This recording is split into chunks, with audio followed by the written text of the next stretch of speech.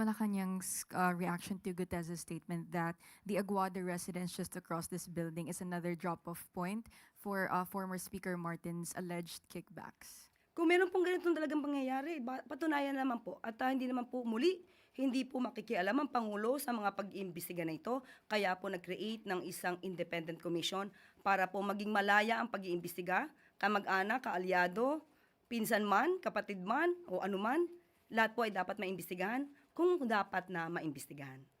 Follow-up lang po, will the admin renew Maynard Ngu as special envoy to China for trade, investment, and tourism? Kasi po, Yusek Bernardo also dropped Ngu's Cork Wine Bar as where they met to discuss insertions po. Muli, yung mga ganyang klase mga statement dapat po ay malaman din at mapatunayan para kung meron mang dapat na mawala sa pwesto dahil hindi po sila tumutugon sa kanilang pagiging public servant, dapat malaman ng Pangulo para kung dapat silang tanggalin, tanggalin.